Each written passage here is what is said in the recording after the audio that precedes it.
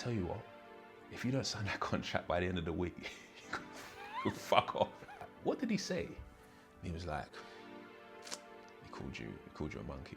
The whole first team organisation was in the dressing room. And I just started tearing up. I never in my career showed any vulnerability until that moment. Looked at my foot and it was quite, had an out of body experience what I saw, because it was like, my foot was turned that way and I thought it was my shin pad. So I just moved my shin pad thinking, mate. Yeah, so then it was like turned that way.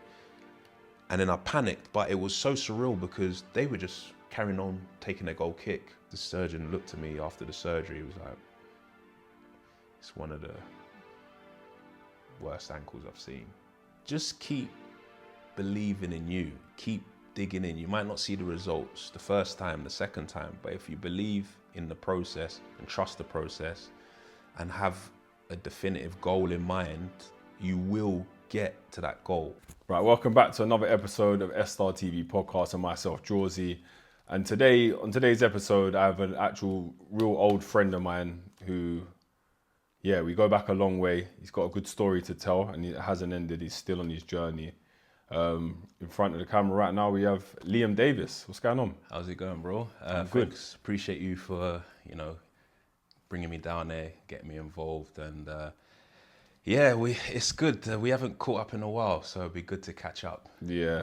Obviously, it being on camera and stuff. I'm expecting good things because obviously from your career that you had, previous career, you should be kind of media trained. So I'm expecting a lot from you. Yeah, I mean, media trained. It was a little while back. I ain't done an interview for a while. But I'll be all right. Yeah. All right, so let's start with, for people that are not familiar with you, you are an ex-professional footballer. Yeah. Just let's name the clubs that you play for. Name them in order, if you can. So I started as a kid at Fulham. So from 12 to 16, I was at Fulham. Then moved to Coventry, left home, left London, moved up to the Midlands as a 16-year-old. So I was there for about 5 years. And then from there, I kind of remained near the Midlands. I kind of played for Northampton Town. After that, I then played for Oxford United. And then from there, I sound like a journeyman, don't I? But from there, Oxford United, I then played for Yeovil Town when they went up to the Championship. And then from there, I went abroad to Sweden to a team called Gais. It's a team based in Gothenburg. After that, came back for a short stint, played for Cheltenham Town for a little bit, and then I kind of moved to Torquay United, which is inevitably where my career ended, but it was probably one of the better times of my career, weirdly. And it was probably one of the lowest leagues, lowest levels I played in, but just the fans there were, they were terrific. They were really supportive of myself personally. It was nice down there, nice area. Devon, South Devon. It's really nice in the summer. Nice scenery, man. Yeah, really good. So yeah, it's been a real interesting career. Yeah, all right. Well, let's unpack a bit of that then. So you started at Fulham. You joined the academy. What's academy football like back then? Obviously, things might have changed now, but what was it like being an academy footballer? What was people expecting of you? Did you feel under pressure? Was you enjoying it? It was a weird one because I used to kind of just play in the council estate as you do. Like obviously we used to play, we used to travel to different areas and just play. We used to set up our own matches and stuff. So I always wanted to be a footballer, but it was a thing where I didn't know how I was going to get into a team even.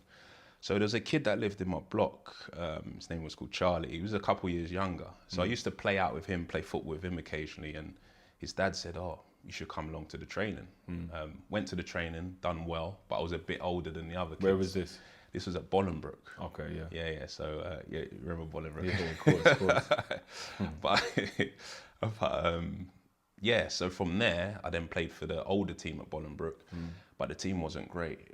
As you can remember, it was just me, you, and I think there's one other guy. We were carrying the team every week, and it was difficult times. But moved to Wandle, and then just after 6 months, I got scouted for Fulham. So the first training session, I remember didn't know what to wear. I just wore my Manchester United kit. And What, to the Fulham yeah, quality? for Fulham. And then the manager was like, Liam, can I speak with you quickly? I was only 12, and he was just like, you can't wear that. And I was like, I thought he was having banter. And I was like, why not? He's like, you can't be promoting other teams there. You got to turn it inside out. So I was the first session. I was basically training my Man United kit inside out. But there wasn't really so much pressure. It was just you're in an environment where everyone's good. So that raises your bar a little bit, and it's more professional. So So when you first went there, your first experience of academy football, did you feel like, yeah, I'm in the right place? Was you at the same level? Yeah. So the first training session, I was a bit nervous because I'm thinking, Fulham, I'm in an academy now. This is my dream. Looks like it's starting to unfold a little bit. And yeah, the first session, the boys were good, but then I kind of adapted quite quickly. And then I think my first game was a couple of weeks later, and I've done really well. And I was on trial for 6 weeks. There was always a 6-week trial. And then they said to me that they're going to sign me. So I was over the moon. Yeah, it was a good feeling. So how quickly did you get your tracksuits and stuff? Yeah, the tracksuit thing.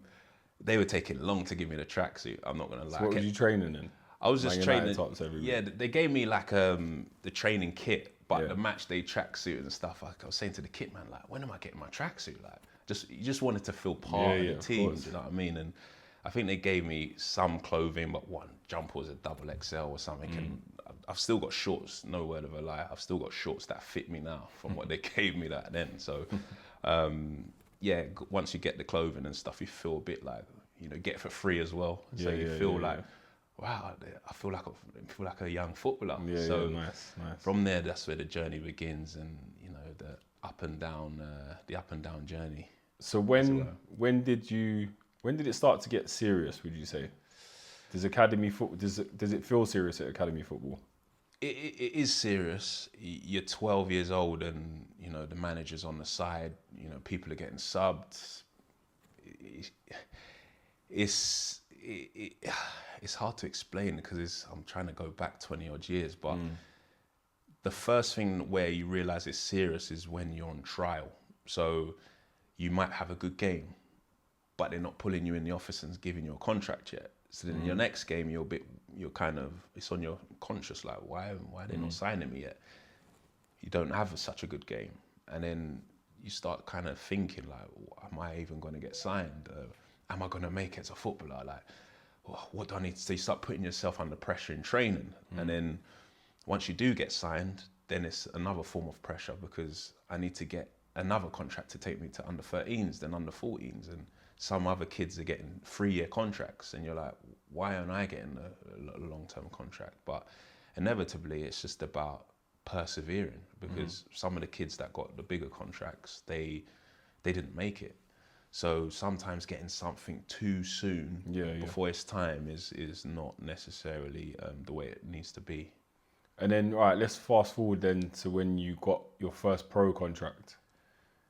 Tell us about the build up to that. Like, is it like a deadline where everyone's about to find out if they're going to get their pro contract? Is that how it works? So you get your scholarship. So I've done my scholarship at Coventry. So you get your 2-year scholarship. After the second year, you get told you either get a 3rd-year scholarship or a pro contract. The 3rd-year scholarship is dead money, like it's not proper money. Even the pro contract isn't, you don't really get much money, but they decided to give me a 3rd-year scholarship, but I had already played in the first team. I made my debut at 18, so I was with an agent at the time, and he was saying to the manager, like, why is he not getting a pro? And they were inevitably just trying to save money. But yeah, I remember he then offered me a pro because the agent was putting him under pressure, but the money was the same money as the 3rd-year scholarship.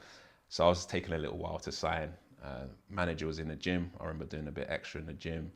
Manager finished a heavy bike session and he looked at me and said, Liam, when was you signing that contract? He said it in a nice, Mickey Adams said it in a friendly way. And I was like, I'm still looking at it. And he was like, I'll tell you what, if you don't sign that contract by the end of the week, you can fuck off. Swear down. Well, you can still remember it. I remember it like it was yesterday.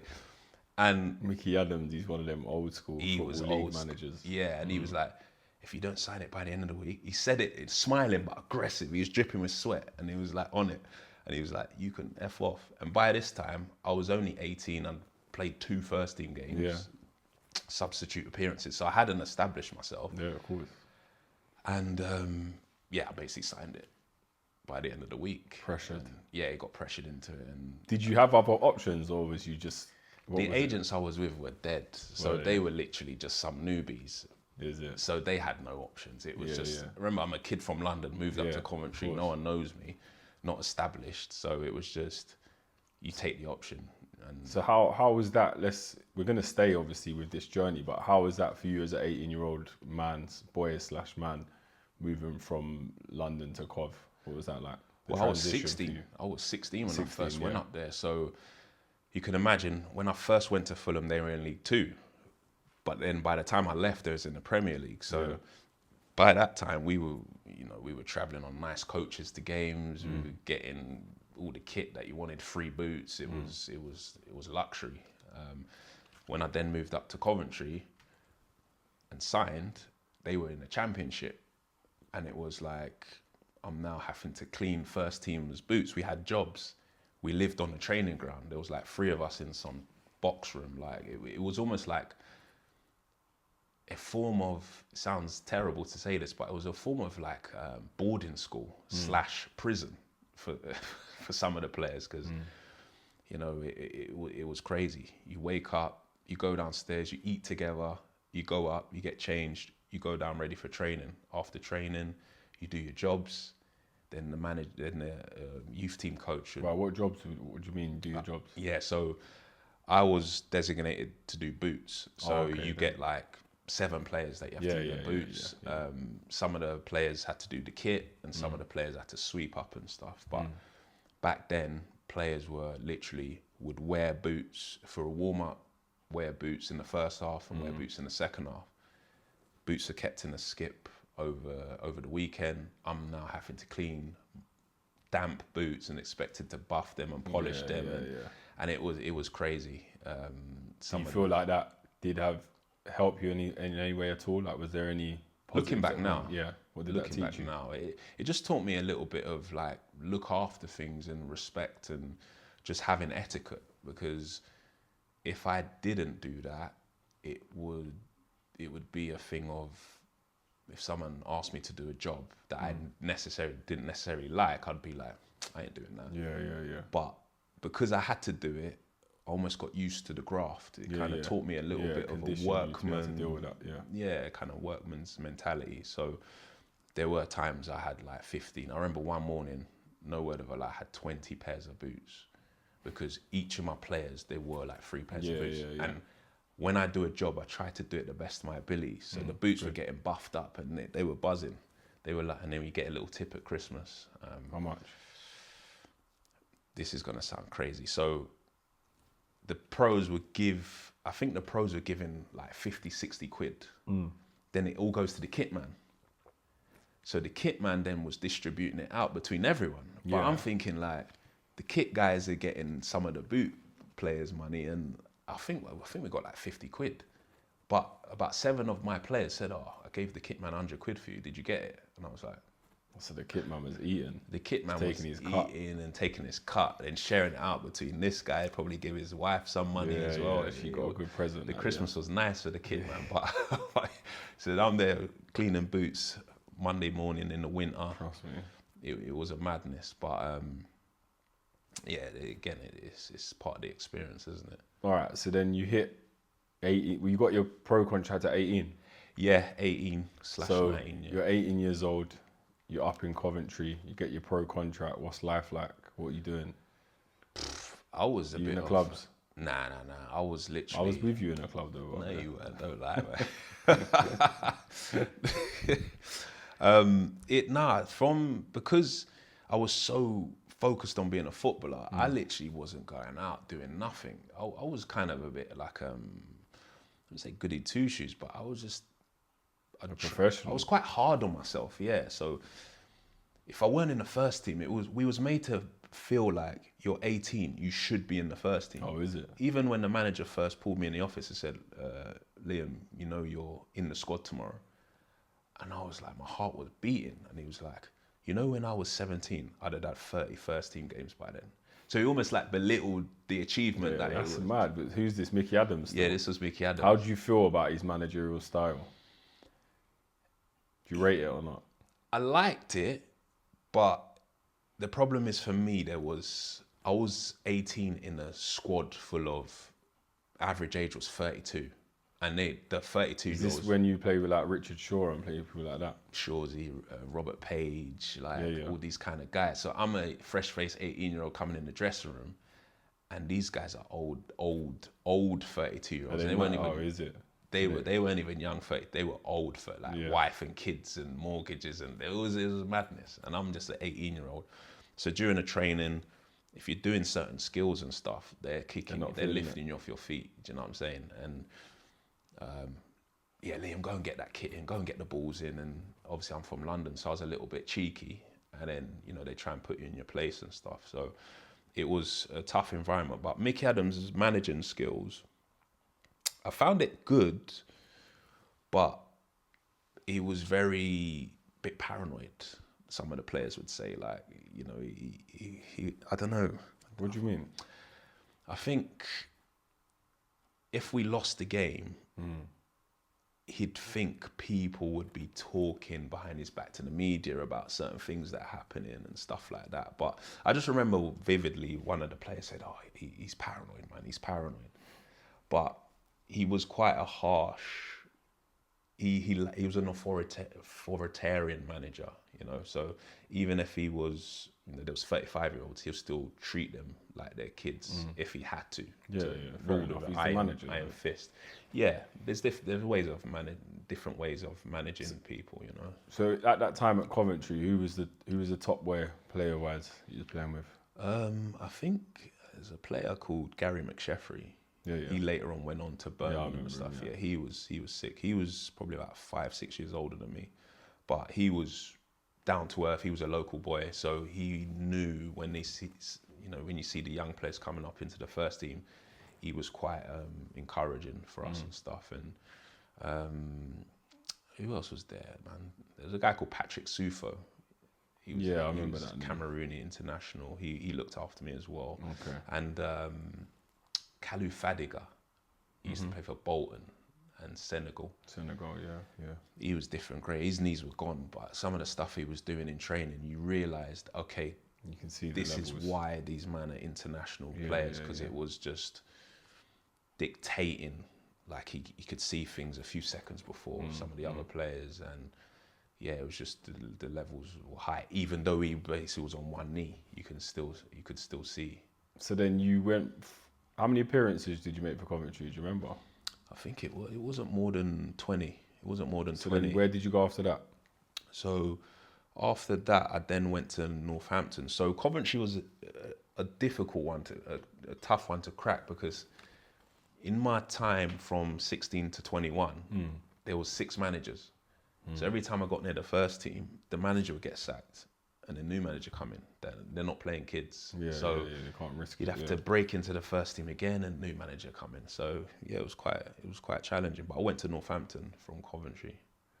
So how does that work? Let's just say Coventry, do they come in and say, look, we want to sell you? How does it work? What was the process? So a manager called Chris Coleman came in, and funny enough, he was in and around things at Fulham when I got released from Fulham. So typically when you get released by a management team or manager and stuff like that, and then they come to your next club, or they come to you ever cross them again in your career, 9 times out of 10, they've got the same mindset. He's not good enough. Very rarely someone releases you or says you're not good enough, and then years later they're like, actually, he's a great player now. Because there's a lot of egos in football. So when someone says, I don't like him, he's not good enough, years can go by, they've got the same mindset. So Fulham got released. I think he was just becoming the manager then. He was just learning his badges. I think he even took my age group as a session as one of his sessions for doing his badges and stuff. Okay. And then, yeah, he came in. I was like, oh, I hope he don't recognise me. I was obviously filled out. I was a bit taller. It's 5 years ago. Yeah. Walking down the corridor. You right, Liam? How's it going? I was like, within 2 weeks, I was training with the under 18s. Oh, so he spotted you straight away. Yeah, and then I went from training with the first team, played a few games under Dowie, to I was training with the kids, and my agent was just like, should we start looking for clubs? And he was like, no, he can come in the squads. He bring me in the squad, put me in the stands. Started feeling a bit personal. Didn't understand why, because we didn't really have a fallout. I was a kid at Fulham. So do you get to address it with him, or you just? I had a meeting with him. My agent said to him, just pull the manager. And I never liked chatting to the hierarchy, because you just feel like, who are you to be going up to the boss and speaking and stuff? But I said to him, can I chat with you? He spoke to me. He said, Liam, you're a very good player, but I don't see you playing in my first team just yet. I feel you need to go away, maybe drop down a league, get some games. Then you'll be able to come back up to the Championship. But my problem was, I went to Northampton, and in our first season, we got relegated. So I'm out in League Two. So I've gone from Championship. You went on loan to Peterborough. When was that? Oh, that was after I've made my couple of starts, a couple of substitute appearances. So that was before Chris Coleman was at Yeah, that was Coventry? before, yeah. Okay. So, yeah, missed that bit, to be fair. But, went to Peterborough just to get some experience. Had my first team games. I think they played me in a couple others. Probably didn't feel like I was ready. The team was struggling, so probably weren't a good environment for an inexperienced player to be. Yeah. So they sent me out on loan to League Two at the time. Keith Alexander, God rest his soul, at Peterborough. And yeah, it was quite a good experience, to be fair. You enjoyed it there? Yeah, enjoyed it. Was you there for like 6 months? I think it was 4 months. But it was things off the field I enjoyed, because it was almost like, I felt like now I'm able to live a little bit. I wasn't living at digs and stuff. I was kind of a bit more independent. And it was just the different side of football. Some of these guys were not as professional as the guys in the Championship. It was just a little bit of a different mindset, which was good to see. Of course. Good to see. But yeah, I went back after 4 months. So getting back to the transfer, so then your agent says, should we look for a new club? And then what, Northampton come in? Did you have any other options? I'm just trying to see what it's like for the player, on the player's point of view, what goes on in that sort of process. So technically what happened was, Chris Coleman said what he said, went into the summer, didn't have a club. My agent said, don't worry, we'll get you some options. It's getting closer to the pre-season now. My phone's not ringing and stuff. And I'm like, what's happening? He's like, don't worry, we're just sorting out some meetings and stuff. So these times, as soon as your phone vibrates, you quickly look at it. You're just hoping it's the agent. You're hoping that there's gonna be some glimmer of a sign that you're gonna get a contract. Because remember, I'm still young. I'm still not fully established yet. Of course. So I went to meet a couple of managers. I went to, what's the team called? Tranmere, yes. How do you know? So went to meet the Tranmere manager. He was on it. Like, he was so excited to have me there. Like, he wanted to sign me there. And then we're sitting in the office, assistant managers there, agents there, everyone's talking for an hour. Bare small talk was going on. I'm thinking, are we going to talk about contracts and stuff?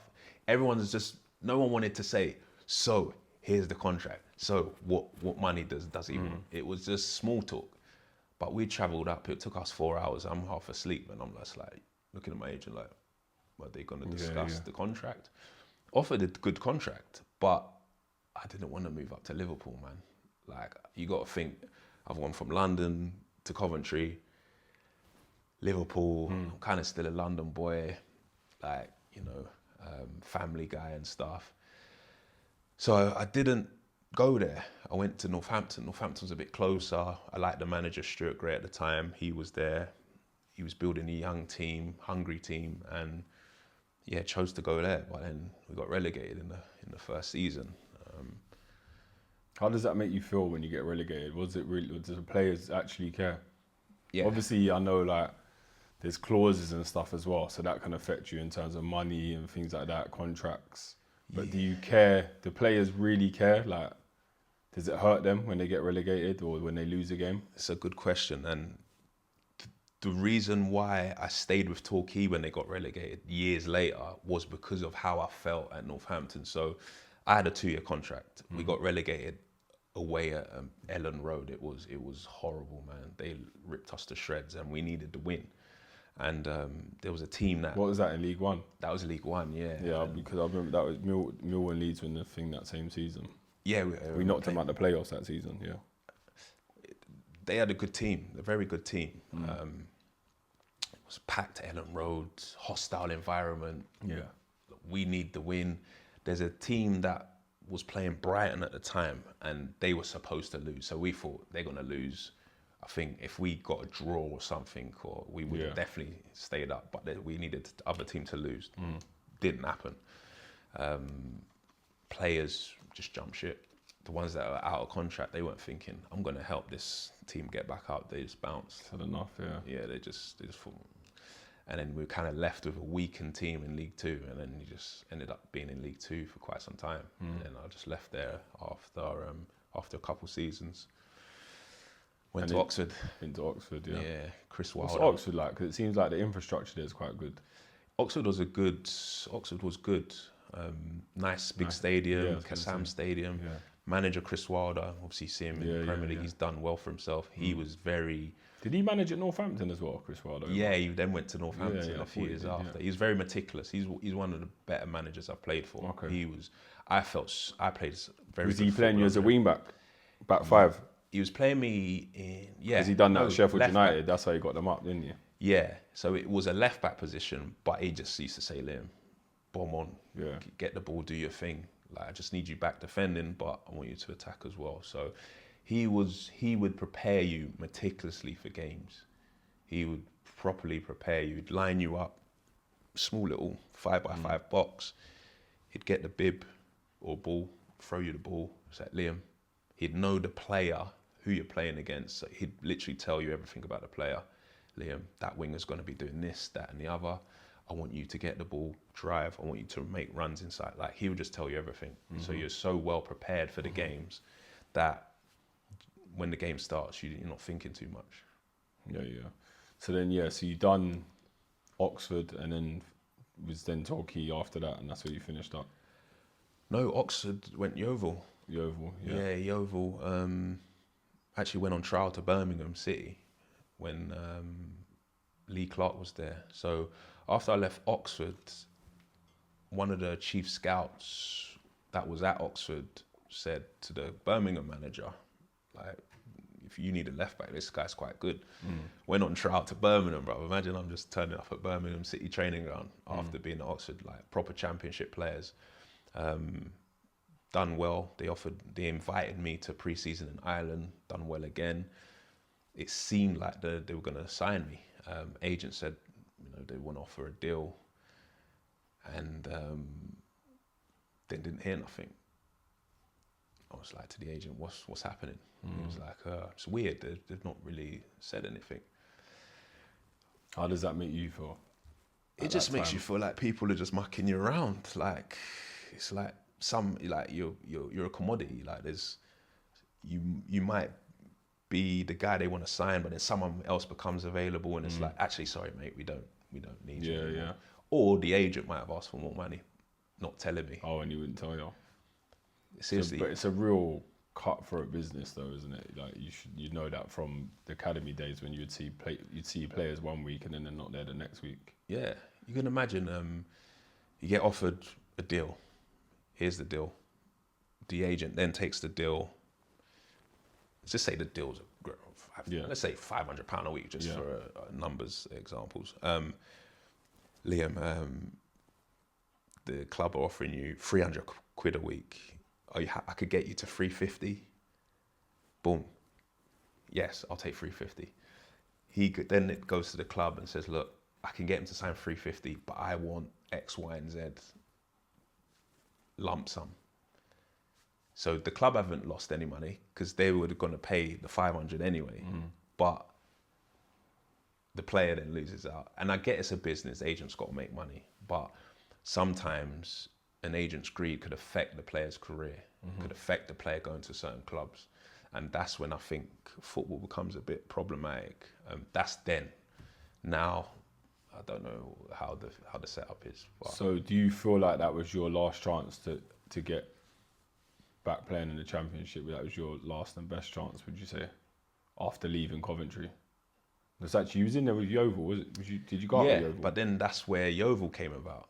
So, yeah, I just felt that it was written in the stars for me when I went Birmingham. I just thought, finally, I'm getting back to where I belong. Yeah. And then the deal didn't happen. And then Gary Johnson, who was the manager at Yeovil, just got them up. Had a bit of a run-in with him at Northampton, kind of left Northampton because I didn't really like the regime he was creating there. And I wanted a change as well. So my agent said to me, Liam, there's a Championship club, but you might not like it. And I just knew it was Gary Johnson in it. So literally spoke to him on the phone. He said, Liam, I want you to come down tomorrow. We got a game. If I like what I see. Is that how it works, even at that level?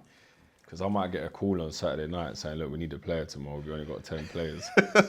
I'll be like, all right, I'm coming straight from a rave. Is that all right, yeah? With Gary Johnson, he's a little bit, he likes to test your mentality. Because some players are like, oh, yeah, I need to take time to just prepare myself mentally over the weekend. Need to pack my bag. I knew it was a test. So I just said, boom, I'm going down there tomorrow. Wasn't really ready for it, but it was an opportunity. But you have to be though, isn't it? Do you know what I'm saying? It was an opportunity. So I was just like, you know what?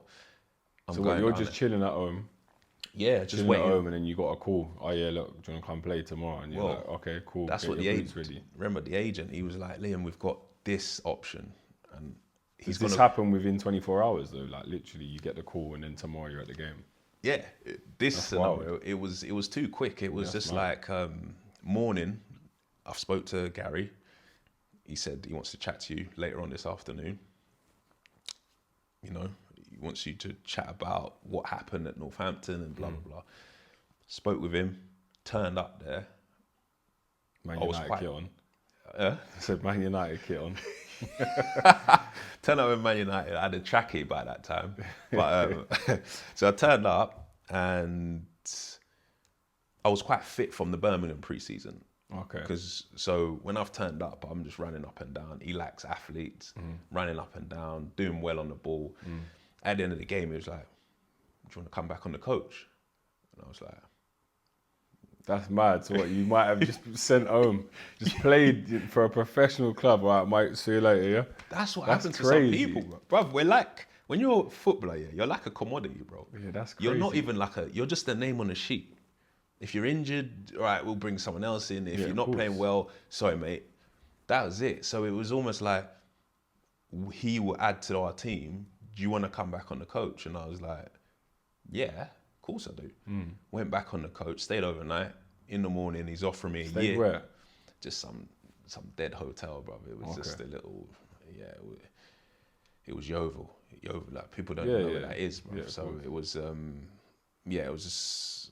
It was all too quick. Where was the game? Where did you play? Like a local friendly team? Nah, we played Forest Green. Forest Green. Yeah, we played Forest Green, and I think we used buzzing because we won the game as well. I don't know if I set up a goal or I done well, but next morning he's basically like, right, we're gonna give you a year contract, and I said, Gaffer, like, I think I'm gonna need 2 years because I will just wanna, because I'm thinking Championship. I kind of chat with him on a level. I said, I think I'm going to need a 2-year deal because I just need to get used to the environment. You know, partner's probably going to come up, blah, blah, blah. And he was like, are you sure? I was like, yeah. So then he gave me a 2-year deal. So I've just got my agent extra money without him even he probably wasn't even awake by that time. What is it? Where did this discussion happen? This happened at the stadium, Yeovil Stadium, next day? in the morning. Yeah, Okay. after the training session, and yeah, it was mad. But looking back, maybe if I had a just 1 year deal, I could have gone to another championship team after that. But then I stayed because I had a year. We fell out again, and then I just. Why did you fall out? Because it's a weird story. It's not a weird story. It's a funny story. Not at the time. I got a broken toe in it. Like we played a game. I think playing Burnley. I went to jump up, and I think me and the guys both landed and just heard a little crack on my toe. So I tried to play on, finish the game as you do because of adrenaline, and then I couldn't walk. The next day it was in a bad way. Had an X-ray, toes broken. We had a big game against Leeds on Sky. I think it was 10 days later. So they were basically telling me just to take injections and stuff to play the game. Tried to run, tried to train. I'm in agony when I get home. So I'm thinking, it's a broken bone. I'm in pain for a reason. Yeah. So kind of chose that the right option is not to play, because broken bones generally take 6 to 8 weeks, not 10 days. So they kept trying to rush me back. The break wasn't healing properly. Then he was basically saying that I don't fancy it kind of attitude. I'm mentally weak and all that stuff that you hear. And so that was the first time I was kind of getting questioned. My personality, my love for the game. That was the first time I was getting questioned. It was quite hurtful, and it made me angry. So inevitably, I got back fit. There's a funny story. He kind of said in a training session when I was actually doing my rehab, he walked up to me. We was doing a crossing and finishing session because I looked quite sharp. He thought that I was just holding it back for all those weeks, and he said, "You're done at this club. You're never going to play for us again," in front of the whole team. And what? Because you looked sharp. Yeah, he was just like, "You're done. You're finished. You could have been back 2 weeks ago." That was his mentality. You're sharp now, so you should have played 2 weeks ago, which doesn't make sense if you're progressing into. Yeah, of course. That's just the mindset of the person. But I just found out my partner was pregnant at the time. He's telling me I'm done at the club. Pressure. I'm thinking, what's happening? What am I going to do? I tried to speak to him. He didn't want to have none of it. I think 3 weeks later, I was playing again. So a little bit of scaremongering. Put my head down, focused. I thought, you know what? He's saying that, but that's not going to stop me from training hard, doing extras, being the best I can be, you know. So it helped. And then, so then you left Yeovil. Yeah, I left Yeovil. See, they got relegated into League One, and then League One, he got sacked, and then it wasn't really a great season. That season had a couple of injuries again, and then after that, I just kind of didn't have a contract for a little while. And then my cousin was playing out in Sweden, and he kind of just said to me, "Liam, do you want to come out and train and get fit?" And I've always wanted to play abroad in my career. Okay. So when I went out there, it was just nice to be in another country, seeing different football, different environment, different culture. And they kind of invited me back, and came back 2 months later, and I just played there for the whole year, and it was good. We done all right out there. What was it like out there, culture-wise? Was it good? Yeah, it was very like some of the players didn't even drive. They'd get on the local tram with the fan. It was just very. Football wasn't looked at as. It was almost like football was just a bit of a job for some of the players were like had other jobs. Like one of the guys was a teacher, another person worked in like an office. It was, but then the this facility is is good. Yeah, this was like championship level. This was like, I think we shared the same stadium as I think it was IFK. I think it was. So it was like 30,000 seat stadium. Yeah. And like players were just going on the tram with the fans. It was mad. Fair. But yeah, culturally it was different. But very simple country, but very effective. Why did you come back from there? Because my son was getting a bit older, and I kind of thought, I'm not looking to stay out here and finish my career in Sweden. Like, it's the whole geographical side of things. Family would have to move out there, and it just wasn't ideal. So it was good to get the experience. Then I came back, went to Gary Johnson again. Where? At Cheltenham. Cheltenham. So when I've come back, there was like 4 months left of the English season. Cheltenham was struggling in League Two. Again, the agents decided to call him, and he was like, Liam, I've got a club for you, but you might not like it again. And I was like, Same lines. it's Gary again, isn't it? And he's literally said to the agent, if he turns up and I don't like the way he looks, he can just get back in his car. Like, so I've turned up and I've looked sharp, and then he's signed me, and then we've helped him stay up. And then he didn't give me a contract. I was like, raw, I've just helped you stay in the league, and didn't give me a deal. But I think that was previously almost payback from the falling out. Wow. People hold grudges, and he seemed the type to hold grudges, but I had to just suck it up. And then ended up, a friend was going to Torquay, and he said they'd need a left back, decent place. And I thought, let me just try something different. Going into the conference, which wasn't my level, I was way above that level, but I just thought, you know what, I just want to play football and just enjoy my football. I don't want politics and stuff. And manager was a really nice guy as well. And then, it was up and down time there again. So, but we can go into that as well. So how do you think this affects you mentally and stuff, you know, like moving around quite a lot, living in different places up and down the country, also Sweden? Because we always as football fans, we just see what's on the pitch. But as a player, what is this doing to you mentally, or is it just water off a duck's back? No, it's hard to have stability, because it's like, imagine you sign a 2-year deal.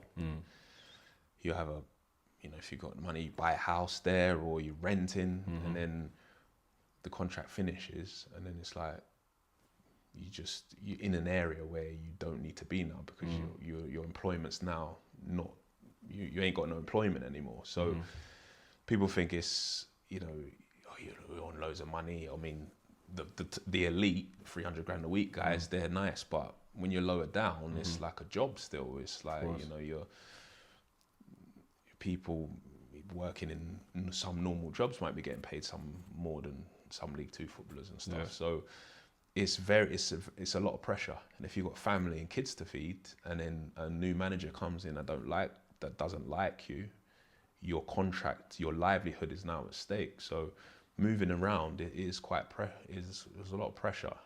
But you get used to it, and you learn to save while you're in a contract, plan ahead.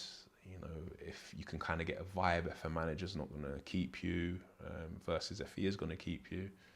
So it's just, you just have to adapt to it. So let's stay on the mental health side of things in football. So like, let's just discuss a couple of things. So like, money is obviously a big thing in football. So like, when you're younger and you get a decent contract or whatever, how does it affect you? Do you feel like it changed you a lot? Like, I'm not saying obviously you became a millionaire, but I'm saying like, you probably was on more money than all your other mates that weren't in football and things like that. Does it change you as a person, or?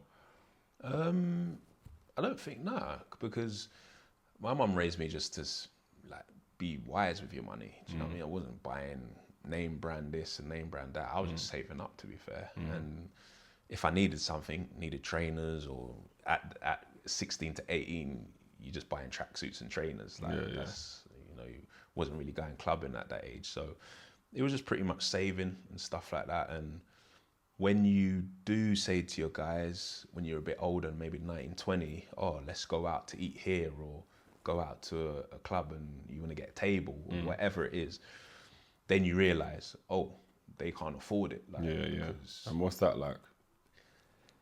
That was a little bit... Because obviously there must have been times you went out with your teammates as well, and it was nothing. Yeah. And then when you're with your originals... Yeah, so the way I worked it is just like, all right, they can't do this every week, but if we are going to do it, then we plan to do it. So you know that you're going to need that amount. You know, it wasn't me. Oh, I'll take care of the bill, guys. It wasn't like that, because I didn't want people to feel like that around me. And also, it's we're all the same. Like, I'm the same guy from the council estate. You know, growing up, we're all the same. So it's, you know, if we can't all afford it now, let's save up and then go to the club and enjoy it, or to the nice restaurant and stuff. So I think that's how we balanced it out. All right. What about fans? What was your relationship like with fans, and did you feel a lot of pressure from fans as a footballer?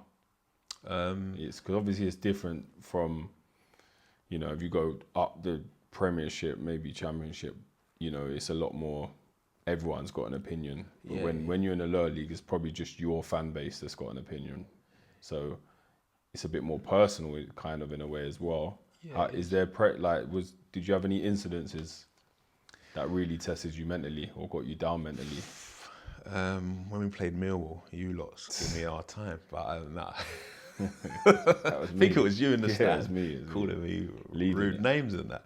But nah, I think with the fans, I've always got on with my fans that I've played for, just because my work ethic. I used to think to myself, like, these guys are paying their money to watch us play. Like, the least you can do is firstly work hard, work your socks off, and try and be entertaining. Yeah, of course. Because as much as fans want to see their team win, fans want to be entertained. Football is an entertainment job, but never really encountered too much problems from fans. But there was an incident when I was at Oxford when I didn't hear it, but I got 2 yellow cards. The first one was obviously a foul, professional foul, and then the second one, the guys dived. So 2 yellows, first time I've ever got sent off in my career, walking off the pitch, disappointed.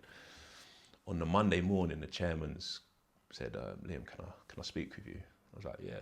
I think he was getting released because of the red card. Yeah, I thought, like, am I getting fined for this or something? So he said, Liam, there's going to be a little bit of press coming out. And I was like, I know it's my first red card, but flipping out, like, it wasn't really that much of a bad tackle. But he was just like, nah, there was a racist incident. And I was like, with who? What, you thought it was you? I was like, I weren't racist to no one. And he's like, no, Liam, the racism was directed at you. And I was like, I never heard nothing. Like, he said, yeah. So basically what's happened, a fan said a racial remark because you got sent off. What did he say? We'll go into that. But when he said the racial remark, other fans were like, you saying that to one of our players? So they were going to do the fan something, but there was a off-duty police officer in the stand. Oh, wow. And he's protected the fan, innit? Like, because you can't have people beating up people. I mean, you can, but yeah. Well, yeah, you guys are a different breed down there. But so they said they'd give him a life ban. And so out of curiosity, like, what did he say? And he was like, he called you a monkey. And like, I didn't really like, I kind of smiled and thought, really? Like, flipping out, guys. Like, are people still on that same thing? And then it wasn't hurtful. It was just a grown man felt the need to say that insult to a player that he's paying to watch. And I kind of just brushed it off. I just thought, I kind of giggled thinking, not in a sense of that it's not a serious matter, but I kind of just laughed a little bit and thought, Did you take it home with you? Meaning, like, did you sit with your thoughts about it, or did you just move on? I didn't allow it to, because why let someone that ignorant affect my day-to-day life? No chance. Like, all right, he's ignorant. All right, cool. That's how I live my life. I don't let ignorant people overly affect me too much, because they're not important anyway. So why let them affect my day-to-day run-ins? So is that the only time you experienced racism in football? Direct racism, but then people would say there's, what's the word? How do you say institutionalized racism, where it's not necessarily you black this and you black that, but it's you need to be doing more running than this guy because you're an athlete and he's not. He needs to get the ball and do the nice stuff. Why are you not running up and down? Like, it's... There was one time at one of my clubs. What club? Well, it was at Torquay. Torquay wasn't a racist club, but the regime under that Gary Johnson, I felt, and a lot of black players would say, there was a bit of an energy towards the black culture. He loved what we can do. He loved what we bring, ability, athleticism, but you don't like the other things. Wearing hats, style stuff, the laid back kind of attitude sometimes black people might have. You know, we are quite relaxed at times, but at the same time, being relaxed sometimes helps calms your nerves before you go on the pitch. But yeah, there was one game, we had a game, played the game, and then this would regularly happen actually. Like on the coach, obviously we would sit at the back of the bus, long journey back home. We're all sleeping, the black players. White guys are playing poker and drinking beer, and I'm looking around like, why are these guys not tired? Why are we drained and knackered at the back of the bus? Like, and I don't know, maybe they were fitter than us. I don't know. Or It's probably just that it's a culture thing. So like it's British people or English people, white people, however you want to say it, after day at work, they turn to have a beer. Whereas... I get that. Yeah.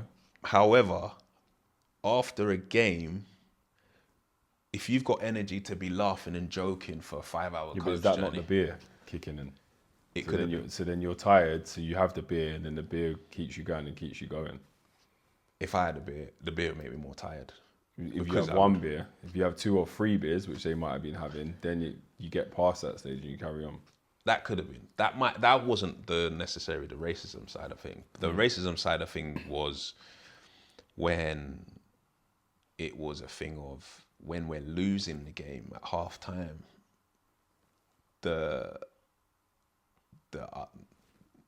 some of the black players are getting it, and unnecessarily so sometimes. And but then when we win the game, and the black players are working hard and doing well, we wasn't credited as much as potentially I felt we should have been.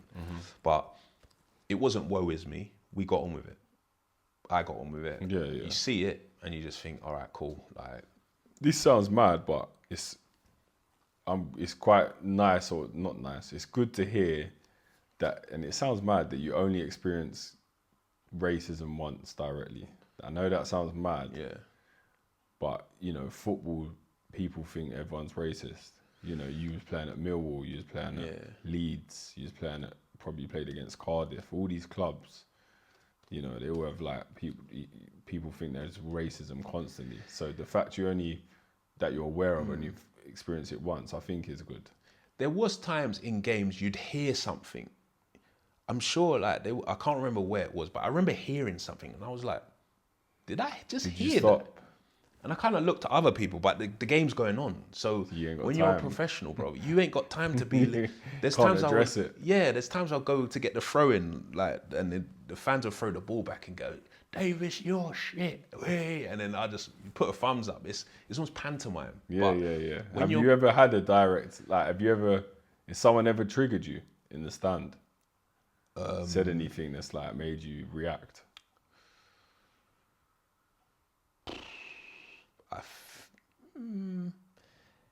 I just laugh it off.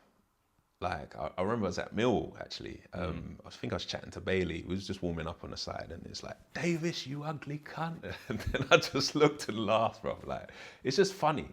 Because there are grown men that literally have a bad week at work, and they go to the stadium and they let off all their anger, it's like energy. Therapy, bro. It's like someone just goes there and lets it out. And as the player, you can feel the energy. You can feel the energy when the fans are behind you. You can feel the energy when the fans are killing you. So that's where you have to be mentally strong. Of course. You know. Do they teach you how to deal with that? Not really. No. It's just we're not going to have a coaching session on, guys, if the fans are getting a bit loud, this is how you need to be. But you know, all right, so you played against Leeds. There's a few teams and you know the atmosphere is going to be crazy. Do they not say, right, look, the fans are going to be on it here, we need to keep them quiet and things like that? They might say, let's not give them a chance, guys. It's a hostile stadium. Don't go giving away silly chances. So they're kind of telling you without telling you, because there's no point in them saying, guys, we're playing in front of 30,000. Some guys in the team will get nervous. You know, they say squeaky bum time and all that kind of stuff. But you learn that you have to be mentally strong. So what about family and friends? Did you ever feel pressure from family and friends in terms of, you know, you're a footballer, whether that be financially, whether that would just be expectations of you? No, I didn't really. Maybe some friends, but not really. Who? No, I'm joking. You.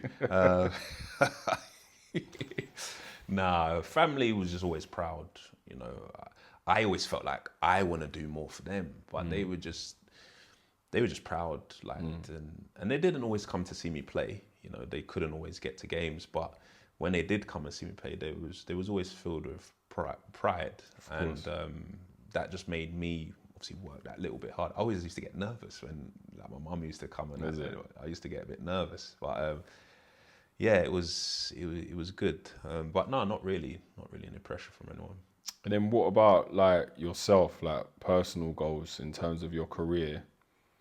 I don't know if you hit them all, but was you ever like, you know, down about wherever you was in football? And I'm not talking about the injuries yet. I'm just talking about leagues you was in or things like that. And it's a good question that you said that all the time.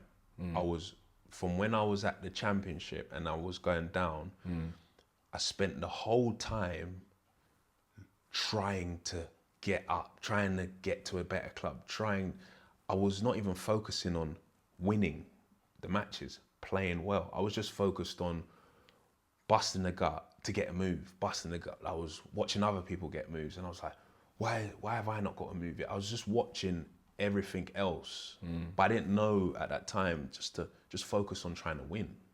Focus on trying to win the game and then you'll get that move. So do you regret that? Yeah, that's the one. Mentality. That's the one thing I do regret. Just enjoy the matches.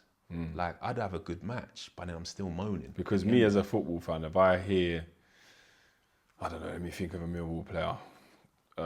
Or he's gone. He went to West Brom. Jed Wallace, good player, yeah. So quality player. We wanted him to stay, and he left. Now he's on the verge of getting the playoffs to go in the Prem. Yeah. He left to go to a team with more of a chance to go up, West Brom. Yeah. So if I'm hearing him not say it out loud, but if I'm knowing his thoughts and he's thinking, I just need to get a move, I want to get a move, I'll be pissed off. Yeah, but then you'd be pissed off, but the fact he's going on the pitch and giving everything for the badge. So you were saying as long as you still gave everything. Yeah, of course. Trying to get that move. Because you've got to think, if you're trying to get a move, you have to play well. You have to work hard. You can't get a move by walking around on the pitch. So in order to get a move, you have to have a level of performance. So for me, if you got 11 men trying to get a move, if they're not playing like a team, then it's obviously going to be a problem. But if they're 11 men fighting, dying for the badge, sprinting for 90 minutes, throwing themselves in front of the ball, attacking with intent, then they're only going to be a better team, I feel. So some fans would be like, oh, he's not playing for the badge, but then that same player will get an injury and then the fans not too fond of him anyway. So really there's no loyalty in football. It's a clear, you've heard it before. There is no loyalty in football. But you know, once you're contracted to the team, just give your all. And then if you get a move, you get a move. And if you stay, then you just have pride in your performance. What about women for professional footballers? You know, like obviously when you're out partying, there's a bit of a, you know, like a culture in it. People know, like let's just say, that's the Coventry City team over there. the girls will know who's who, or there's certain players in the team that are always out. So they know the networks and that. How much do women mess up footballers or play a part? Yeah, women can distract footballers. And I don't just mean girlfriends. I mean, Yeah, the just whole out thing. and about. You got to think. I mean, women. Because it must be easier, innit, as a professional footballer to get a woman on a night out in terms of you're out in a club and they might be aware there's some professional footballers over there. Let's be honest. I look at it like this. We train every day. We've got good physiques. You're doing something you love, so you're generally quite happy. Good energy, yeah. When you're exercising, you're releasing endorphins, so you're feeling more positive. So you have an aura. So when you see a footballer or a guy who works out and looks after himself, he'll have an aura. Yeah. Whether that's his posture, whether that's he looks after his skin, or whether he's eating well, you have a glow. Yeah. So if you're walking into an environment where there's women and people are drinking and people's energy is attracted to that. Yeah, yeah. Men could be attracted to men as well, not in I get it. Yeah. in that it's just like I like their energy. I want to be around that. Yeah. So, and then there's if you got table and you're doing bottles and stuff. It's just the whole energy. So you see people in different lights. So, and yeah, women can play a part in affecting progressions in football, which is in anything. It's not just football. So I want to touch upon a post that you done, a personal post, and it was, it spoke about your injuries in football and stuff. And it also touched, I don't know if you wrote it in there, but I remember you telling me that you actually cried in front of your teammates. Yeah. So you had a number of bad injuries during your career, right? Yeah, so when I was born, I had clubfoot, and basically two of my feet were like that. So my mum was like a bit worried, like, how's he gonna walk? So went to the doctors and they said he should grow out of it, but later on in life he might struggle with things. So as I got older, my feet straightened out. But then as I was playing football, I had imbalances in my body and stuff, and I would get silly injuries, and then because I was a good player, they'd rush me back, and then because of my body's imbalance, you get another injury and it leads on to another thing. So I kind of started thinking like maybe it's down to when I was born, when they said maybe you might not be able to, you might have problems later on in life with your body and stuff. So put it down, it might have been down to that. It might just be down to a little bit of bad fortune, might have been bad rehab, whatever it was. But yeah, with regards to that post, my last club, Torquay, had a very good time there. We won the league, had a really good time there. The season after we won the league, I played every game that season as well. So that was almost like, it was weird. It's like I achieved something. Throughout my whole career, I never won nothing. We won. We had big nights in the Carling Cup where we beat Liverpool. Obviously, we spoke about that before, but never won a trophy. So it was almost like won the trophy, played every game. I felt really a part of it. And then the next season, the team was doing all right. We were back in the conference, so we were looking to push again. And it was an FA Cup, and we were playing, I think it was Maidstone or something like that, on the AstroTurf. And a week before, we was watching the Everton game. I don't know if you remember the player for Everton, and he got tackled by a Tottenham player, and his ankle was broke. He snapped his leg. It was a Spanish guy. Gomez. Gomez, yeah. So it's like a few nights before. Yeah, that was a bad break, that was. I was like, I feel so sorry for him. Like, I felt so bad for him. It's like almost like absorbed his emotion. And then the game started now. I was playing the game, we're losing 1-0. So I just bombed on from left back, made a run. The guys played me through. So I was kind of a little bit through on goal. I've seen the guy running, and they were quite a physical team. So I've seen him running towards me like he's going to try and smash me. So as I've seen him running, I was going to shoot across the goal. But then because I see him running, I've kind of changed my mind and opened up my foot to go into that corner. And as I've done that, I've kind of clipped the ground. And as I've clipped the ground, he's then come in. Ooh.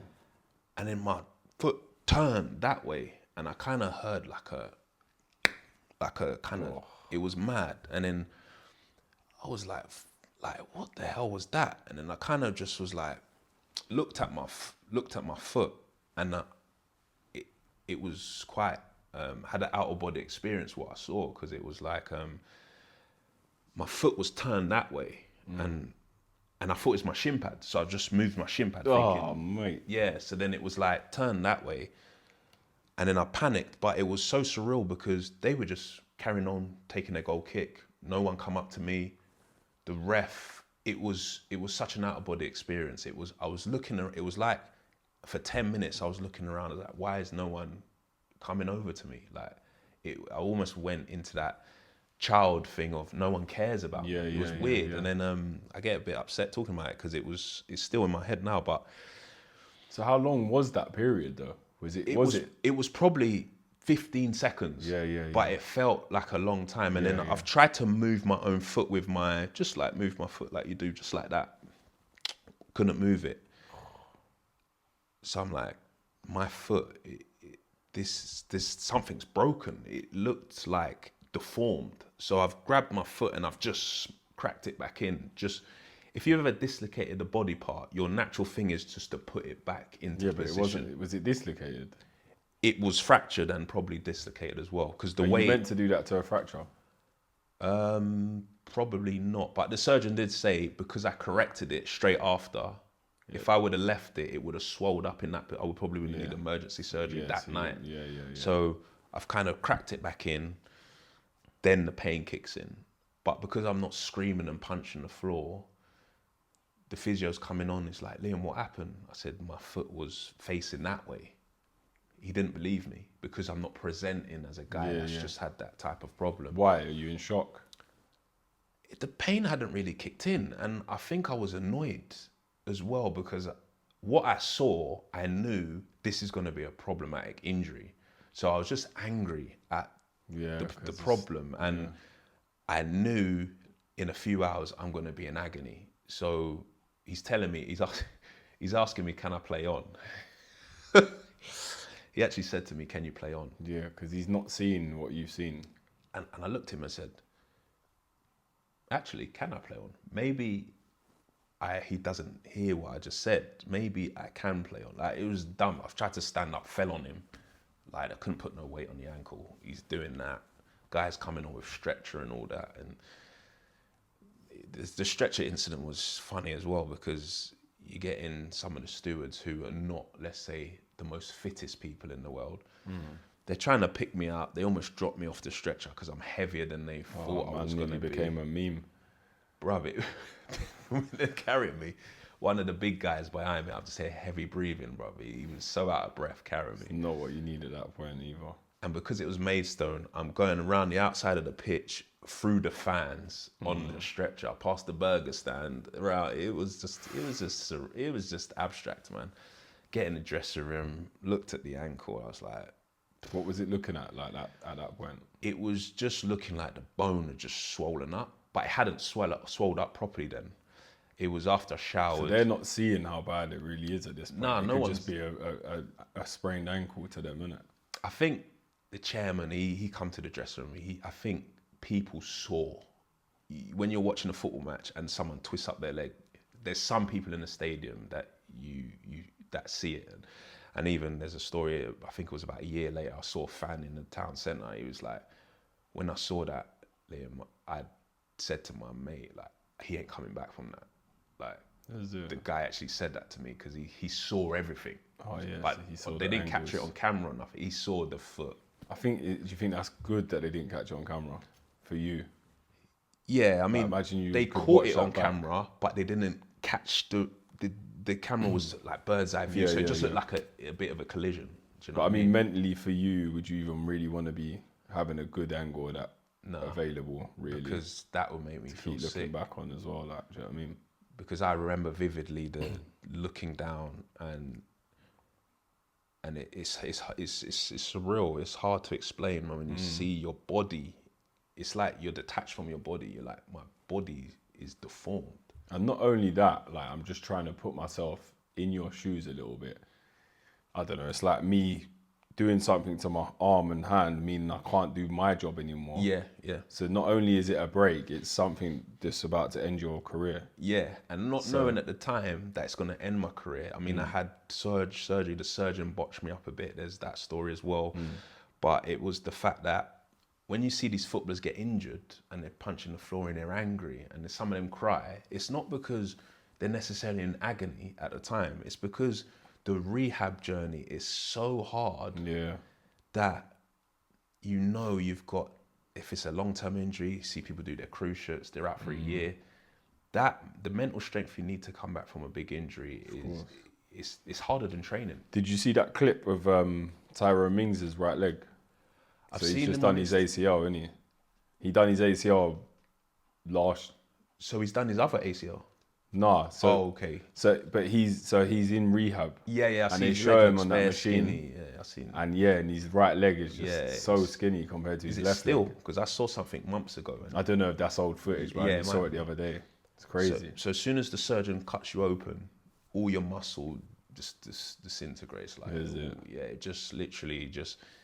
That must be depressing in itself. And that's the thing. You start looking at your body. When you're training every day, your muscles are pumped. You're feeling good.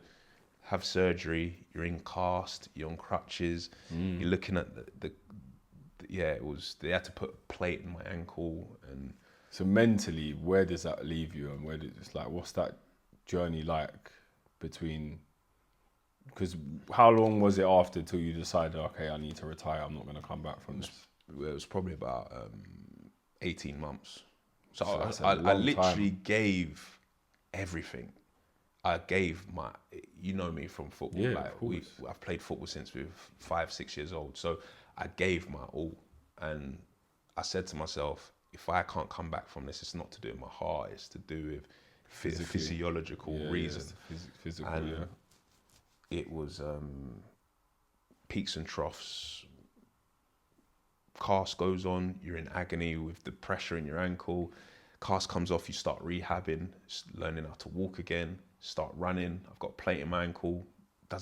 In my head, I'm like, how am I supposed to play a 90-minute match if I'm struggling to just do normal things with my left foot?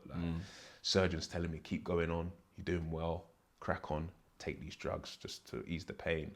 These times I'm mashing up my cartilage even more, but he's badly advising me. Weirdly, he was a fan. That's another story. But COVID happened. My ankle's still problematic. The same surgeon's gone back in just to remove the plate. I said we might need to remove the plate. He's then seen my cartilage was obliterated, so he's then cut out my cartilage. So there's no cartilage in my ankle now. So I'm trying to run bone on bone. I'm now knowing I ain't coming back from this. Like I just knew. And then I had to see another surgeon, a good surgeon. He's done the surgery just to give me better quality of life. Wow. I've got wire in my ankle now. He actually said to me after the surgery, so when you have surgery, you're upbeat. You're like, it's like your glimmer of hope that it's gonna help you to get back to where you was. And I'm like, you're just saying that. Like, he said he said it's really bad. So now my mindset is, should I listen to him, the professional who's done thousands of ankles, or should I be positive and know I'm coming back from this? Went to St. George's Park where England trained, tried to get the rehab, and I was doing days on the treadmill and outside, basic stuff, go back to the room. I couldn't walk. I was in agony. And I was like, how am I supposed to run tomorrow? Then they'd get me ready to do a running session, agony again that same evening. And I was like, what am I doing? I want to play football with my son, like when he's a bit older. If I continue like this, I'm going to be disabled permanently. So I had to make a decision. I'm not going to get back to my level. I probably wouldn't even last 20 minutes in a game with the state of the ankle. And I just looked at the bigger picture, and I was doing rehab at the club, rehabbing. And I just decided one day, I just said in the group chat, I said, boys, I'm leaving. I'm leaving tomorrow. Like, I just thought, I'm just in the gym, on the bike, new players are coming in. Players are hearing about Liam Davis, this good left back. They never see me play. So they're respecting me because they've heard about my past, but I just felt like, what am I doing there? So told the group chat, I'm leaving tomorrow, guys. I'll say my goodbyes. Didn't tell the manager. Didn't really feel like I needed to because he just shoved me off to the side anyway. And then they went on a good cup run in COVID, and they had a final that they were going to play. I think it was on a Saturday. This was on a Thursday, and the manager was talking about the game. I'm in the dressing room just trying to be part of it, but I didn't feel part of it. And then one of the goalkeepers just said, put his hand up and just felt like, Gaffer, can I say something? No one interrupts the gaffer. Like, yeah, what do you want to say? I just want to say, thank you, Liam, for your service to the club, and you're going to be really missed here. The manager's like, what are you talking about? He's like, oh, it's Liam's last day. Didn't tell the staff or nothing. So the manager then went into Gary Johnson mode. They were filming it as well, because they were filming the build up to the final. So they were filming it, and he looked at me and was like, you never told me. But then he just switched into character, and he was just like, someone like Liam, he would die to be in your position, to play in a big game like that. Unfortunately, he's had his injury, and you know, he's worked his socks off, and said some nice words. And I was going to say, that sounds nice that you said that. Yeah, do you know what I'm saying? He had to be, like, because the true colours were coming out then, kind of thing, you know. And he was showing his appreciation, but then the team was like, oh, speech, and I kind of just like, guys, I mean, the gaffer said it all. I'd love to be in your position. I'd give my left ankle to be in your position. No, I can't joke about it. But no, say that? No, I didn't say that. But I was kind of just like, everyone was looking at me. It was a bit, everyone was staring at me. You got young players in there as well. You got youth team players. The whole first team organisation was in the dressing room. And I just started tearing up. I never in my career showed any vulnerability until that moment at 33 years of age. Wow. And I was just like, guys, just hope you just bring it home, man. And I just started tearing up, bruv. Like, I just goosebumps. It was... All the emotions just came rushing. It was the emotion. It was the tears of, I'm never playing again. Of course. Yeah. Is it hitting you? It would hit me then. And it hit me in the house as well, because I had some problems with the partner, and she obviously inevitably went back to London with the kids and stuff. And I was in the house by myself, COVID, dealing with a lot of different things at that time. So it's testing me mentally. And it was like someone died. That emotion that you have for a close person or family member that's died, it was like that someone died.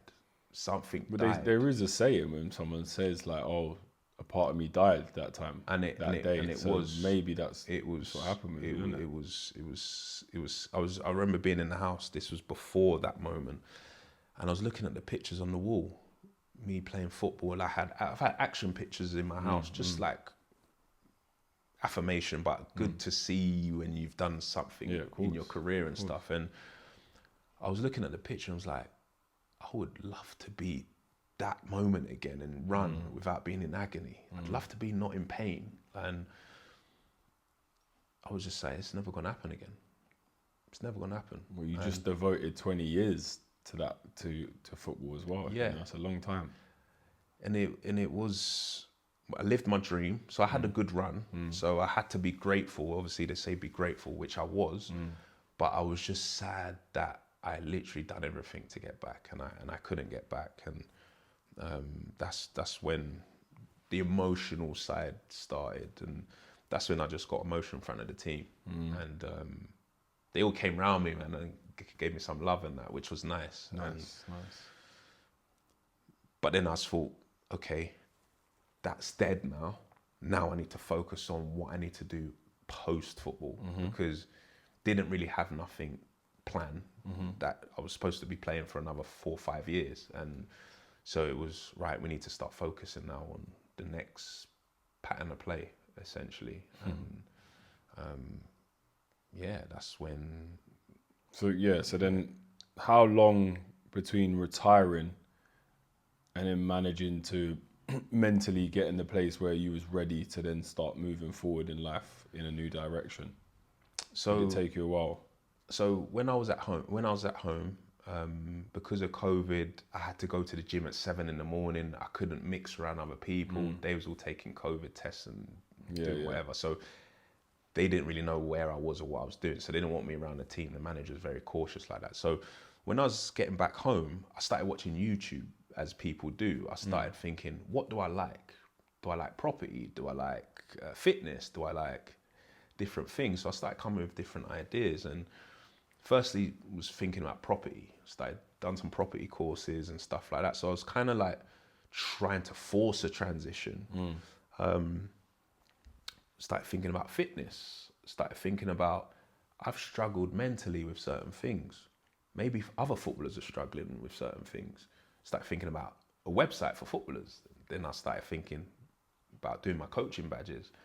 So all of those things, I was thinking about creating something, and I came up with a name like In Touch. So In Touch was for me to be interactive, for me to be innovative, creative, and for me to kind of, improve. And kind of that's where In Touch came about. So kind of got In Touch Fitness. I kind of set up something called In Touch Property Investing when I was doing a bit of into the property stuff. Obviously not done much of that because obviously you need a lot of capital, and with the credit crunch and stuff, investors and stuff like that. So that's just there. But I want to kind of create something called In Touch Coaching as well.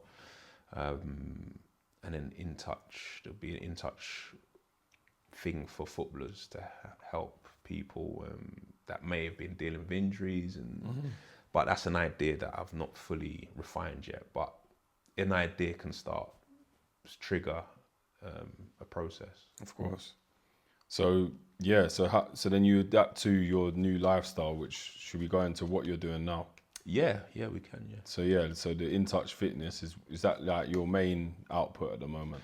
Yeah, the In Touch Fitness. So so like I said, after the property thing, I just started I started going gym. I was like, I've done fitness. I've been fit all my life. You've always been super fit though. Yeah, super fit. So I was thinking maybe I might be a personal trainer. So I started going to the gym, Nuffield Health. I don't know if I'm allowed to say that, but I started going. Sorry, you're gonna have to take that off, mate. Started going to the gym, and then I'd go in the mornings. Then I go some days in the afternoons. Then I go some days in the evenings. When are the personal trainers busy? What time of the day? So I was going there working out, but I was kind of analysing the footfall, what's busy, who's busy, why are they busy if they are busy. I was kind of doing my market research while working out. Asked about the rent prices, and it didn't add up to me. Like, rent prices were stupidly high. I would have had to do classes. My ankle's not right. I can't be doing jumping up and down and 4 sessions a day or whatever it is that they need you to do. Not cleaning toilets. Sorry, not doing that. But you cleaned boots, so that's meant to condition you to clean toilets. Yeah, but I'm grown now, like, you know what I mean? No, but that they do say like sometimes the PTs have to clean the toilets and stuff. Yeah, I've but seen them. Yeah. I just thought, you know what? I'm gonna have to create my own thing where I'm the boss, where I make the decisions, and because it's my own thing, I'm gonna put that same effort in that I did with football, and started doing the outdoor training thing, 1-to-1 to begin with, and then it went into a transformation challenge boot camp kind of thing, and it's just grown from strength to strength. I'm training some, people of different demographics. So I'm going to some big houses and training people, and I'm just training people outside in the park, and I'm enjoying it because I'm meeting people from all walks of life, and I'm learning every day on the job. So it's really good. Yeah. And do you take anything from being a professional athlete into being a coach as well? Yeah, there's a lot similarities that you've taken from. Yeah, there's a lot of the general public just don't know the basics about eating, sleep, nutrition, active lifestyle. Like, people do these crazy diets. They're on a diet for 3 months. They get skinny, but it's not sustainable. Then they put the weight back on again. A lot of people don't know about the quality, having quality sleep, vitamins and minerals to take and stuff. And this is stuff I know. Like, this is stuff I do now. So I'm 37 now, but you know, some people think I look a lot younger than my age. But a lot of the stuff is because when you're looking after your body's not aging. You know, your body remains strong, and you know, you have energy. What are you, a coach? What are you? I like personal coach. I like a coach kind of vibe. Because you do also do a little bit of, I don't know what to call it, life coaching, but you do like motivational speaking as well a lot. Yeah. So that comes into it as well. So especially on the Instagram, I like to do little things where I just, you know, another thing was when you wake up in the morning, positive affirmation, I'm going to have a good day today. So tried it, I heard it years ago, tried it myself, and I was like, wake up in the morning and say to yourself, I'm going to have a good day today. So now your mind is focusing on having a good day, as opposed to, oh, flipping, I've got to go work today, or it's cold outside, or because you're already setting yourself off to a negative start to the day. So the positive affirmation thing is definitely something I use in Touch Fitness, and it definitely helps people. And this, when I'm giving them positive energy and they're giving that positive energy back, the energy is good, and you know, you feel energized by just helping people. So, all right, so what's the benefits of having someone like you as a coach? So the benefits is, I've got 20 years of experience in the fitness industry, football. I obviously used to play sport. I've been in shape all my life. So I've had to do certain things to obviously maintain it. I've not played a match since 2019. So I'm in still pretty decent shape. I'm not able to run and go for long runs. So there's workouts that everyone can do. People think that you need to be able to run and do crazy marathons and 1 hour runs to get in shape. I literally work with some of my clients in a 10 by 10 meter space. It's all about regulating the heart rate, getting the body metabolizing, utilizing the nutrients correctly. So you just get a whole wide range of, you know, you get the holistic approach. It's just the innovative way of training the mind as well as the body. And that's what I like to do in Touch Fitness. Nice, good. All right, I want to close the interview, but I want to end it on a little bit more of a fun vibe. What's your biggest achievement you've done in football?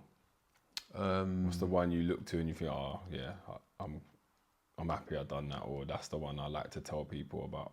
The one I like to tell people about is beating Liverpool at Anfield. Nice. Because not many people have gone to Anfield and won and scored at the Cop End. Yeah.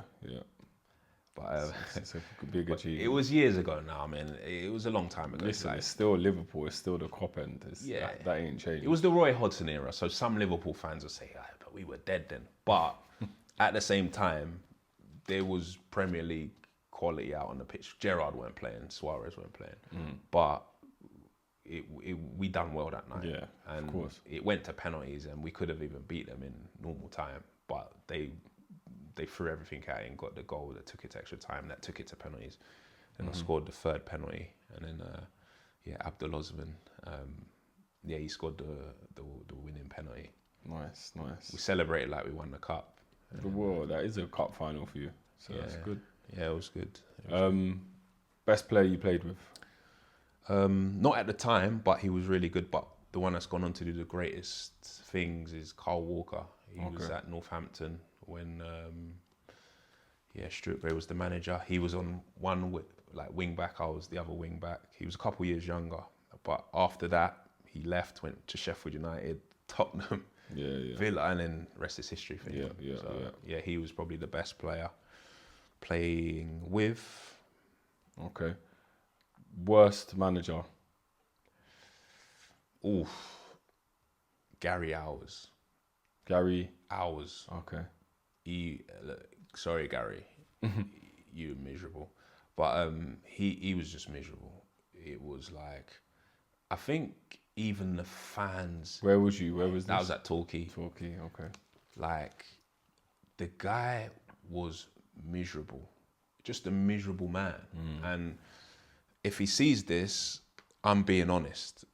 Like, and I think there was one time a fan threw a cup of tea. I didn't condone it, but a fan threw a cup of tea over him because when he got us relegated, when we went down to the Conference South, the fans are right next to the pitch. So you're right next to the manager. Yeah. And you can actually hear what he's saying to the team. Yeah, something's like that, isn't it? Yeah. Exactly. So when you're further away, you just see the manager pointing and you see players losing the ball. You cuss the players. When you're right there, you actually see this guy's a crap motivator. He's not even giving them good information.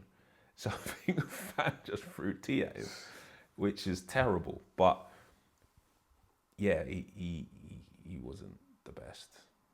Flip side, best manager? The best manager was... you said it earlier, didn't you? Yeah, I think Chris Wilder. He was excellent. And, you know, he's started low down, he's got to the Prem. So he was really good. Really methodical manager, really all about the preparation. And I played very good football under him. I felt well prepared for matches. Nice. Last two. What one thing would you change about your career if you could quickly turn it around and go back to a moment and make a different split decision? What I would change? I would not put myself under so much pressure. I think I put myself under... At what age do you think you put yourself under I the most started putting pressure? myself under when I was about 19, 20. I was just putting myself under too much pressure. Before games, I was just... After games, I weren't happy. I was just moaning. Although I was playing and doing well, I was almost critiquing myself too much. So then when someone else would critique me, I felt hard done by because I'm critiquing myself so much. So who are you to critique? Have you ever had that in football though? Have you ever had someone who was like that with you? Meaning like criticising you during your come up or anything like that? Michael Dewberry at Oxford, he was always... No, but I mean you like your younger years and stuff. Like have you ever had... You know, even at Wandle or wherever, have you ever had someone saying, come on, you should be better than that? Or have you always just been on yourself? Yeah, I don't remember managers ever... Like, there's managers you know they don't like you. So you'd put the ball in the top corner or you rip a guy and cross it or tackle someone. And they're like that, don't want to say nothing. You give the ball away, come on Liam, switch on. But then you just know, this guy don't like me. So then it's just... all right, he don't like me, so I'm gonna do what I'm gonna do because that's what I'm here to do. Like, so you then get a bit thick-skinned to it, but it can affect you in a way of it gets you angry, but then you just use that fuel to do better. I used to, when Chris Coleman said he's making me train with the 18s, I used to come back to the first team training ground. I used to get them boards. You know, you got the 4 boards you kick the ball against. Yeah. I used to kick his office was up there. I used to get the boards just on the green, just downstairs, bang, 20, 30 minutes kicking off the board so we can hear him. Who's that outside? Me, I'm practicing. I'm getting better. You're not affecting me getting better.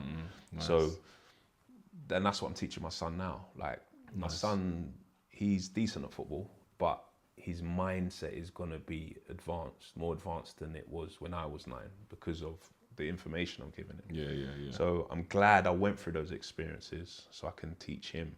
But does that become borderline pressure on him or? At first it might have been, but now I'm kind of coaching his team on the Sunday. So I'm giving him what a manager's going to give him.